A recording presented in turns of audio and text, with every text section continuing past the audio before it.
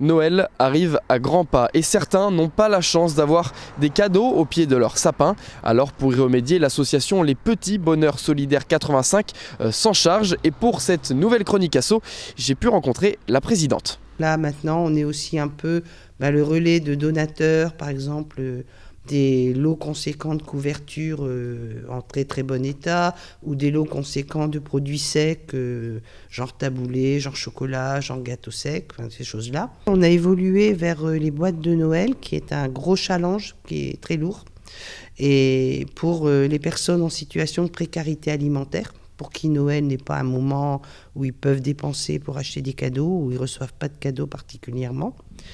Et puis nous faisons après, on évolue tous les ans. Des elfes et des lutins se chargent donc de collecter un maximum de cadeaux pour ensuite les redistribuer à d'autres associations. Nous, on a contacté le centre départemental des Restos du Cœur pour savoir s'ils acceptaient nos boîtes cette année. L'an dernier, on leur en a confié 650 sur La Roche-sur-Yon, à Mouilleron, au centre départemental, qui n'est pas un centre de distribution. C'est la plateforme qui dessert les 13 ou 14 centres de Vendée.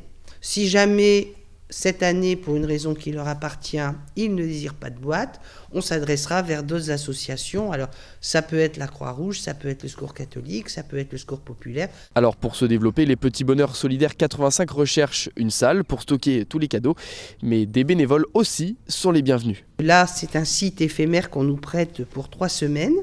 Et il est idéal, franchement on a beaucoup de chance, mais on a besoin dans toute l'année d'une pièce d'environ 9 mètres carrés. On a besoin d'une ou d'un bénévole qui voudrait nous aider à la comptabilité pour aider la personne qui a pris ce poste par défaut il y a 4 ans. On a une bénévole en activité qui est secrétaire, et qui commence à avoir des gros coups de fatigue, on va dire, comme ça, et qui essaye de gérer tout ce qui est logistique, administrative, c'est-à-dire les documents, la fiche, les remerciements.